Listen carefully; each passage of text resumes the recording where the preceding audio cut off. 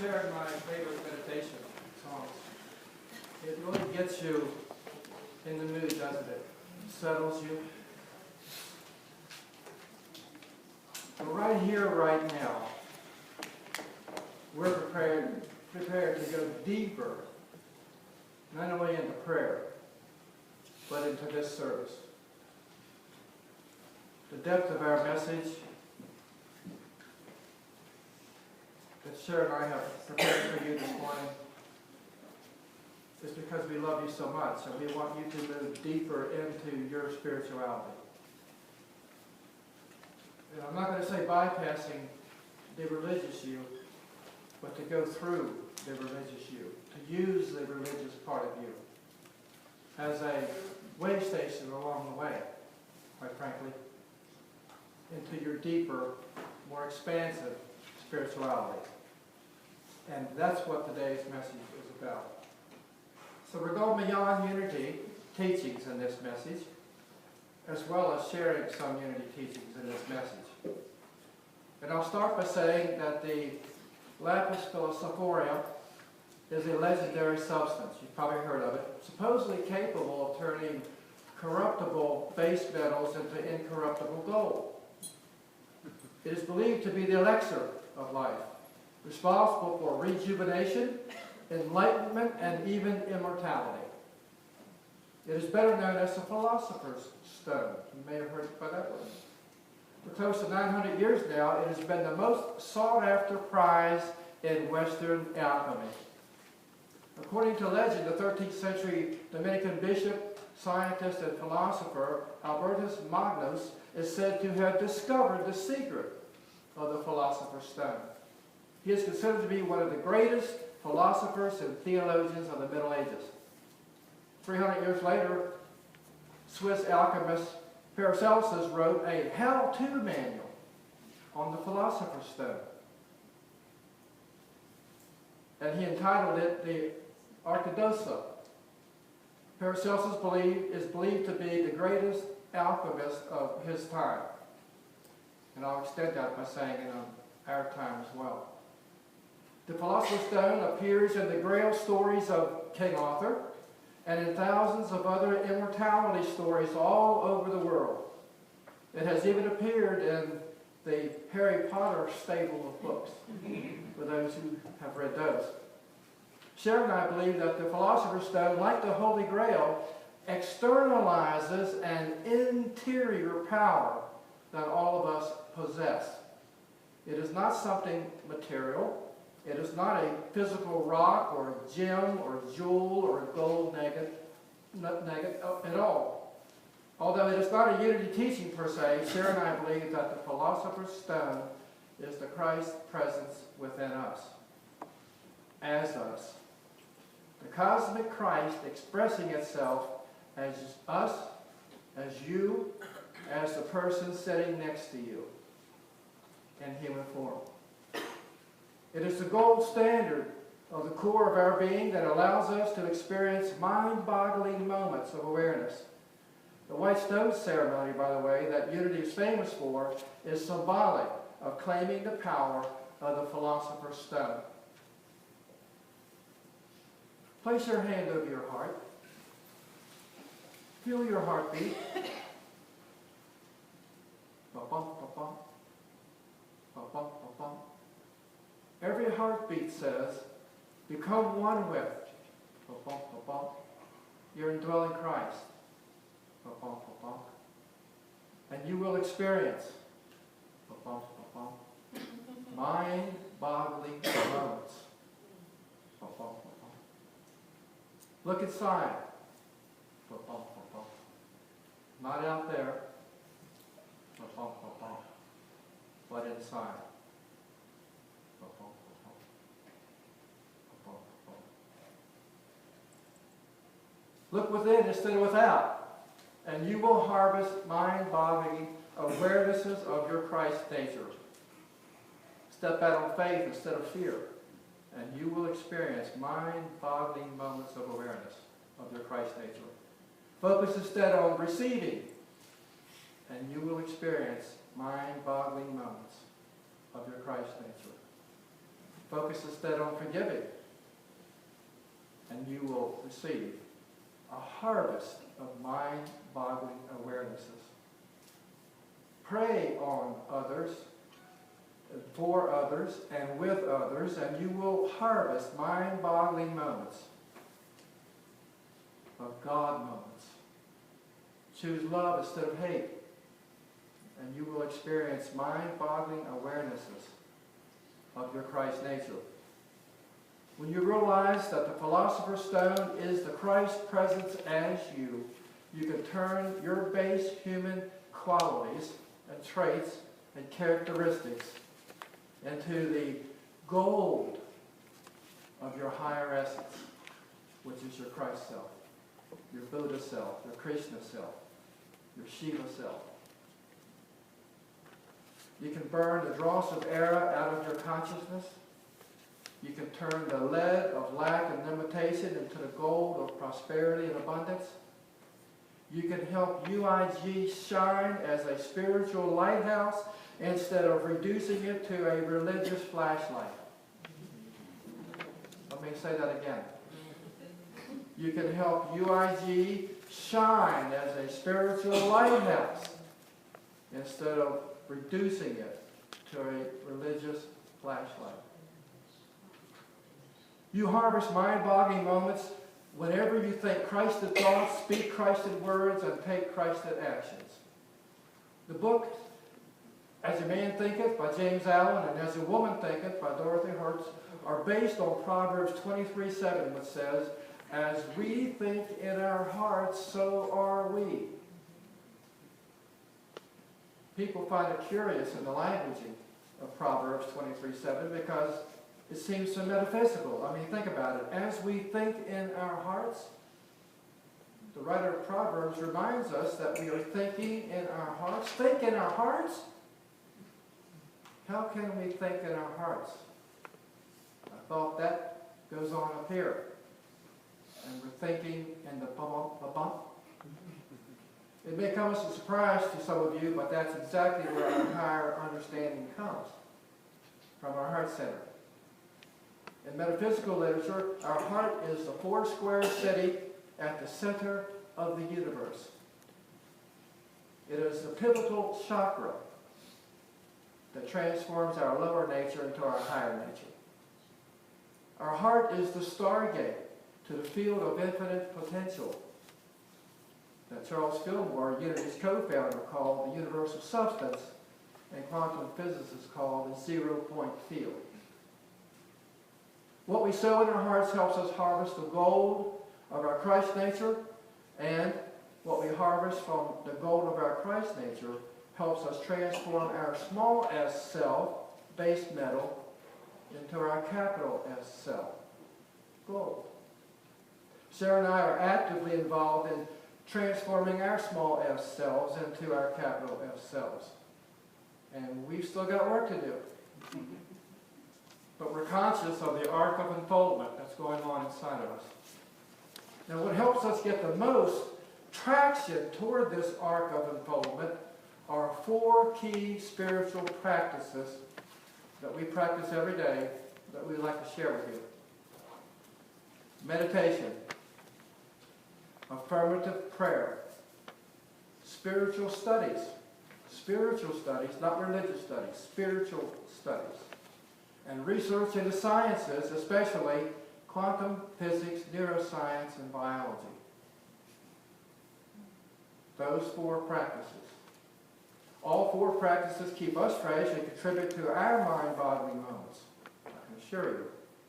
After my near-death experience as a youth, they contributed toward my interest in metaphysical thought. These four practices contributed to me finding the love of my life. When I left the Postal Service, these four practices contributed to my going back to school for my doctorate. After my skydiving accident, these four practices contributed to my unbelievable recovery. When Cher and I felt a calling to become Unity ministers, these four practices were our catalyst. And when Cher and I came here to this wonderful community, they were our compass. So we're fans of mind-boggling moments because those moments have given us mind-boggling opportunities for soul growth. I share this with you, hoping that you will adopt these 4 practices because we want you to have mind-boggling moments too. Well, you've heard my story, and I'm sticking to it. You've also heard enough from me this morning. So here's Cher.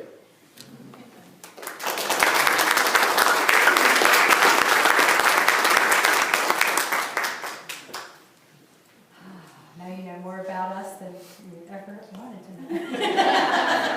That was the Cliff Notes version of Bill and Cher's history. So, what are we talking about when we say mind-boggling moments and harvesting them? We believe harvesting is such a great analogy. It's a perfect metaphor for our spiritual growth. And we're not the only ones who thought that. You think about harvest, and what do you think about? You have to choose your seeds, right? And you have to choose the seeds that you want. But before you even do anything with your seeds, you have to prepare the soil. It has to be right. And then you've got to plant the right seeds. You've got to plant what you want to grow at the right time. And then you're not done, because then you have to nurture. And this is the part that's hard for me. I mean, I'm fine with planting seeds, but it's that next phase. You have to water, you have to weed, you have to watch it, you have to do all the things to take care of it and nurture these plants. And then you harvest it, but only at the right time. And there's no way you can know exactly what the right time is by some decree, right? You have to watch. My grandfather was a farmer. And he was a carpenter by trade, but he was a farmer. And I remember staying in the summer. And we would always go out into the garden. And I'd want to pick everything. And he taught me how, no, you have to look at it. You have to thump it. You have to peel a little piece down. There's a way you can tell if it's ready to harvest. And if you do it too soon, it won't be as good. Are you seeing the metaphor? It's a perfect metaphor for how we grow. And we're not the only ones who like to use stories. The Christ as Jesus always used parables. They're stories. They're called parables in the Bible, but it's a story. Whenever he was teaching, he would just be looking around and see something that everybody understood, and he'd use that as the example. So it's actually recorded in all 3 Gospels, 3 of the 4, Matthew, Mark, and Luke, which means it must have been pretty powerful because all 3 of them remembered it over the years past they died and wrote these things. But it's an interesting parable of harvesting and the sower and how you sow the seed. So listen to what he said. He said, first of all, that there was a farmer who was kind of sloppy. And he would throw out his seed, but it didn't all go where it was supposed to. Y'all remembering this story? So some of it actually went along just where there was nothing, like on the stone. And the birds would come and eat it. Nothing happened with that. And then he said some of them actually fall on rocky soil. So they do take root, but they sprout real quickly. And when the sun comes out, it scorches them and they wither up and die because they didn't have roots that were deep enough. Right? Are you getting some metaphors already? I can see you all are already figuring this out, which is awesome. So then some of them go into the thorns. And the thorns actually choke out the seed and it's not allowed to grow. But, he says, the ones that fall on good soil create this bountiful crop. And then he said these infamous words that he loved to say, let those who have ears hear. And whenever you hear Jesus say that, he means there's something here deeper than what it sounds. Just like our meditation when we said go deeper, that's what he wants you to do with his story. So that's what we want to do here, and I can tell you've already done it. So let's just look at what this is saying to us about a great harvest. So the seeds obviously represent what? Our thoughts. So some of our thoughts actually sound good. They may even be based in good principle and truth, but we don't do anything with them. They just kind of sit there, and we don't give any energy to it at all. So they're kind of like the ones that the birds come and eat. There's nothing that evolves from it. They're just kind of thoughts that were out there. Nothing manifests.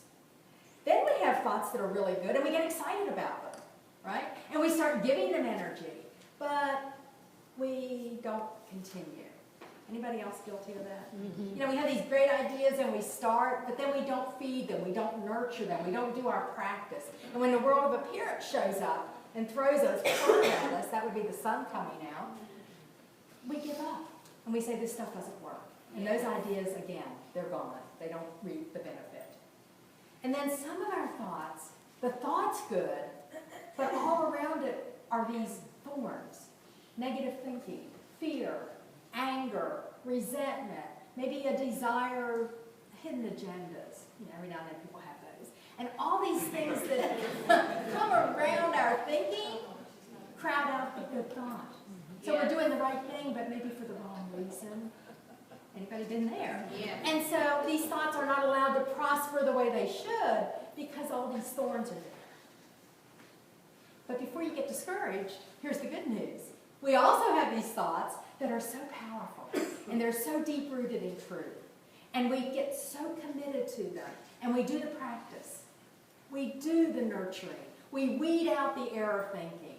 We water them with nurture and prayer, meditation, and spiritual teachings, and studying the sciences and how they relate. We do those practices, and those thoughts manifest. Let me give you an example.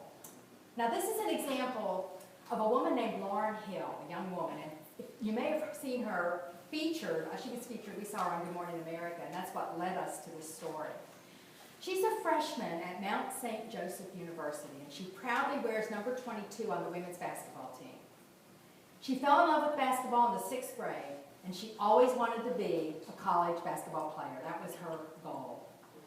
Now, you can see she nurtured her dream and brought it along, and she got to play college basketball. But that's not the story that I want to share.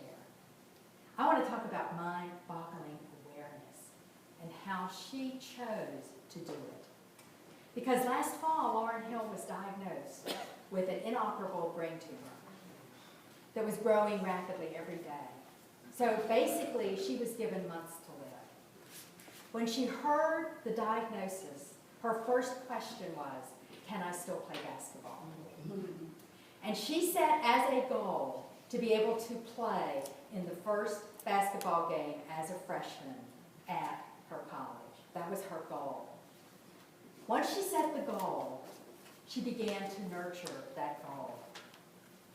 So she committed to attending every single practice. They practiced at 5:30 in the morning. That would be enough for me right there. 5:30 in the morning. In spite of dizziness, in spite of pain, in spite of incredible tiredness from the medication she was involved with, she was committed, and she showed up, and she did all the drills. Last Sunday, November 2nd, she actually performed in her first college basketball game.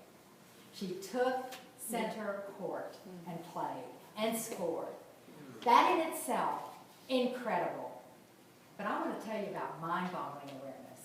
She not only inspired herself and her team and her coach, her story inspired so many people. The NCAA made an unprecedented decision. They decided to move the date and the location of that game. They changed the date and moved it up to ensure that she would still be alive to play. Wow. They changed the location because normally about 50 people show up for this team to watch them play. For this game, they moved it to Xavier University's Coliseum area, which houses 10,000 people. 10,000 seat arena. It was packed. Wow. Packed. And people gave her a standing ovation when she took the court. I want you to just breathe that story in for a minute. Because Laura knew how to weed out error thinking. She knew how to stay strong in her truth, regardless of any consequences, any situation she was facing. She refused to let the appearance of health, the reality of a diagnosis, stand in the way of what she wanted to do. So body's one thing, but what goes on in our consciousness, that's the secret. And that's what we want to grow.